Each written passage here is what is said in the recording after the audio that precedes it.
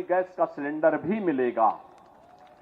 बहनों और भाइयों, एक तरफ मोदी जी के नेतृत्व में नया भारत है जिसमें सुरक्षा भी है, सम्मान भी है, जिसमें गरीब कल्याण भी है और जिसमें आपकी आस्था का सम्मान भी है। कोई सोचता था कि अयोध्या में राम मंदिर का निर्माण होगा? कांग्रेस के लोग कहते थे कि राम हुए ही नहीं। समाजवादी पार्टी के लोग कहते थे कि अयोध्या में कोई परिंदा भी पर नहीं मार सकता। लेकिन आज जब भारतीय जनता पार्टी की डबल इंजन की सरकार आई तो अयोध्या में राम मंदिर का निर्माण भी अब हो गया है। बहनों और भाइयों, मैं मल्लावा क्षेत्र की जनता से पूछना चाहता हूं, कितने लोग अयोध्या गए हैं? इनमें से कितने लोगों ने अयोध्या में जाके दर्शन किया है? आंसू को भी और अशोक रावत से भी कहूंगा कि चुनाव के बाद यहां के लोगों को लेकर एक बार अयोध्या फिर से दर्शन करने के लिए जाएंगे। बहनों और भाइयों, एक नई अयोध्या के दर्शन होंगे। अयोध्या जो पहले 5 साल पहले, 10 साल पहले गया होगा, आज की अयोध्या को अब पहचान नहीं पाएगा। इतनी अच्छी अयोध्या बन गई, जैसे साक्षात रामलला अयोध्या धाम में फिर से विराजमान हो गए हों। 500 वर्षों के बाद रामलला ने अयोध्या में होली भी खेली और अपना जन्मोत्सव भी मनाया है। और रामनवमी के दिन आपने देखा होगा सूर्य तिलक से कैसे भगवान राम का अभिषेक हो रहा था। यह है नया भारत। विरासत भी है, विकास भी है, जन विश्वास भी है, आपकी सुरक्षा भी है, सम्मान भी है और समृद्धि के लिए भी नए नए कार्य हो रहे हैं।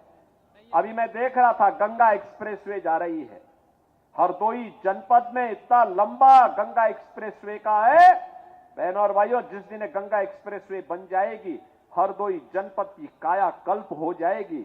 विकसित जनपदों में हरदोई की गिनती हो जाएगी। लाखों नौजवानों के लिए नौकरी और रोजगार खुलेंगे। मैं पूछना चाहता हूं, एक तरफ विकास के इतने बड़े बड़े कार्य और दूसरी तरफ आपकी आस्था का सम्मान भी।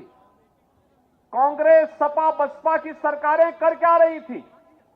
इनकी जब सरकारें थी, गरीब भूखों मरता था, ठंड से ठिठुरने के लिए मजबूर होता था, बीमारी में, स्वास्थ्य सुविधाओं के अभाव में दम तोड़ता था। और इनकी संवेदना तब गरीब के प्रति नहीं होती थी। याद करिए, ये समाजवादी पार्टी के लोग जब इनकी सरकारें हुआ करती थी तब अयोध्या में आतंकी हमला करने वाले आतंकवादियों के मुकदमों को वापस लेने में रुचि लेते थे। इन्होंने रामपुर में सीआरपीएफ कैंप पर आतंकी हमला करने वाले आतंकवादियों के मुकदमों को वापस लिया था। इन लोगों ने उस समय काशी में संकट मोचन मंदिर पर हमला करने वाले आतंकवादियों के मुकदमों को वापस लिया था। लखनऊ, अयोध्या और वाराणसी की कचहरियों पर हमला करने वाले आतंकवादियों के मुकदमों को वापस लेने का प्रयास किया था। तब हाई कोर्ट ने एक टिप्पणी की थी, माननीय न्यायालय ने कहा था कि आज इन आतंकवादियों के मुकदमों को वापस ले रहे हो, कल इन्हें पद्म पुरस्कारों से नवाजोगे। सरकार का यह कृत्य अत्यंत खतरनाक है, निंदनीय है और कोर्ट ने कंडेम किया था समाजवादी पार्टी को। आतंकवादियों की समर्थक ऐसी समाजवादी पार्टी को क्या वोट देंगे? क्या आप वोट देंगे? क्या राम का अपमान करने वालों को क्या वोट देंगे? क्या? और बहनों और भाइयों, अब तो इन्होंने सेंध लगानी शुरू कर दी है। जब इनको लग गया कि अब कुछ नहीं होने वाला है, जनता बैरंग करने वाली है, अब ये लोग क्या करने जा रहे हैं?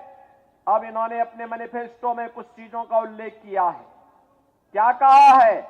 कहा है कि अगर कांग्रेस और समाजवादी पार्टी की सरकार आती है तो पिछड़ी जाति को मिलने वाले आरक्षण में से एक हिस्सा मुसलमानों को दे देंगे।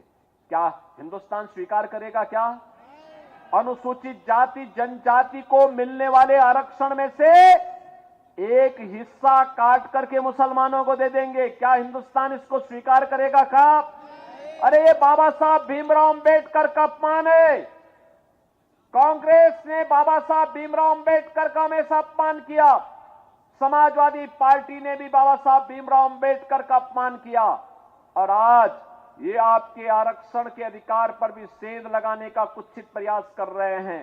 कांग्रेस और समाजवादी पार्टी के इन मंसूबों को हमें पूरा नहीं होने देना है और इस दिशा से मोदी जी ने कहा है आत्मनिर्भर भारत और विकसित भारत बनाने के लिए। आत्मनिर्भर भारत का मतलब हर नौजवान आत्मनिर्भर होगा, उसके हाथ को कार्य होगा। आत्मनिर्भरता का मतलब हर अन्नदाता किसान आत्मनिर्भर होगा।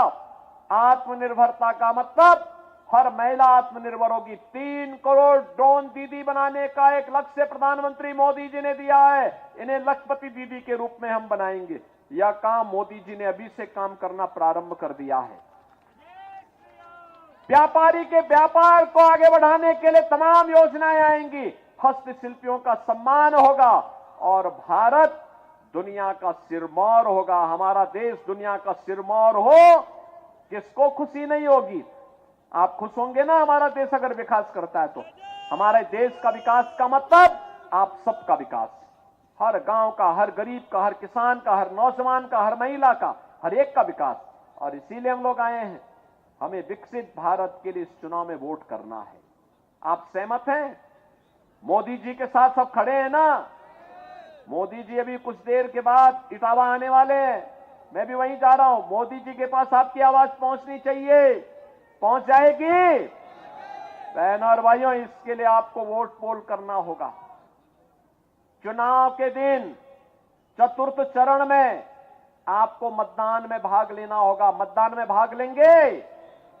हर एक मतदाता को मतदान स्थल पर लेकर के जाएंगे। अशोक रावत बनकर के और मोदी जी का प्रतिनिधि बनकर के प्रत्येक मतदाता को मतदान केंद्र पर लेके जाएंगे। सहमत हैं?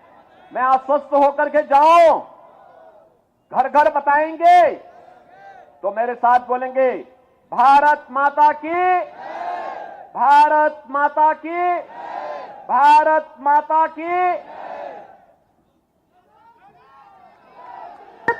जिंदा